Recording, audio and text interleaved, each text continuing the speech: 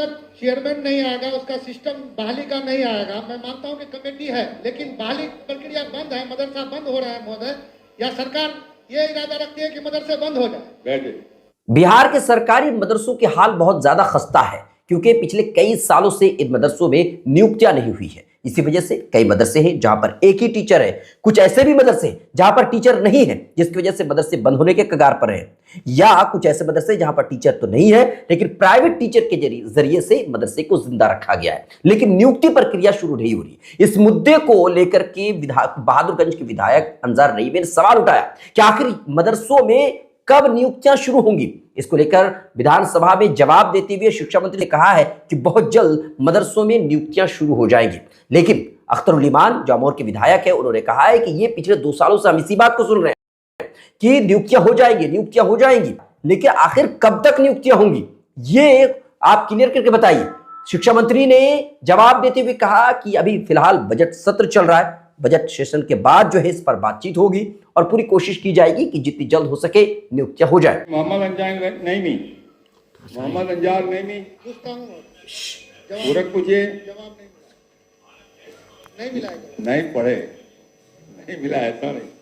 माननीय मंत्री शिक्षा विभाग पढ़ दीजिए जवाब इनका। अध्यक्ष महोदय, साहब का इनका उत्तर है, वस्तुस्थिति यह है कि राज्य में संचालित राजकीय प्रस्वीकृत अनुदानित मदरसों से शिक्षकों की नियुक्ति पर कोई रोक नहीं लगाई गई है।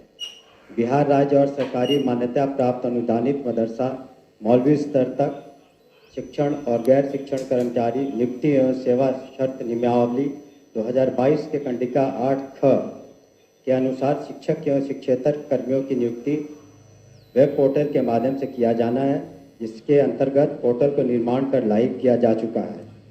तदालोक में मदरसों में नियुक्ति की कार्रवाई प्रारंभ करने के संबंध में अनुवर्ती कार्रवाई करने के लिए बिहार राज्य मदरसा शिक्षा बोर्ड पटना को निर्देशित किया जा चुका है। पूरा पूछता हूँ महोदय, लेकिन बहाली क्योंकि बोर्ड में चेयरमैन है नहीं, बहुत सारे मदरसे ऐसे हो गए हैं महोदय कि उसमें ताला लग गया है, एक शिक्षक था वो भी रिटायर कर गया। तो ऐसी स्थिति में क्या सरकार बहाल करने की कोई प्रक्रिया लाना चाहती है या नहीं, या कब तक?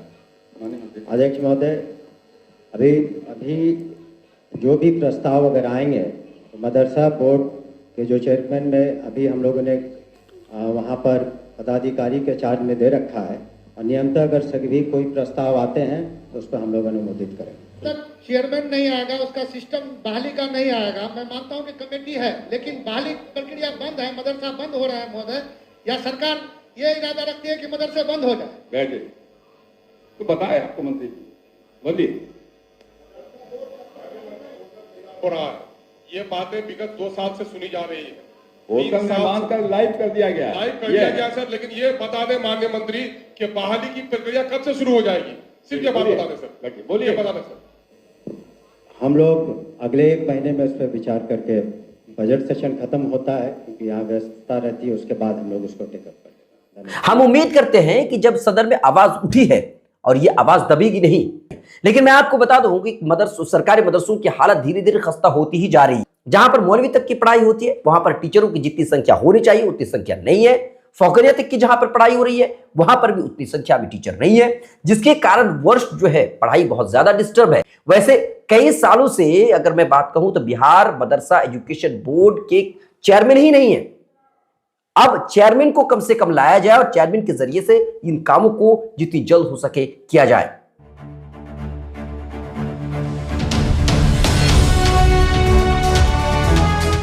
ट्रू रिपोर्ट्स, सच आप तक।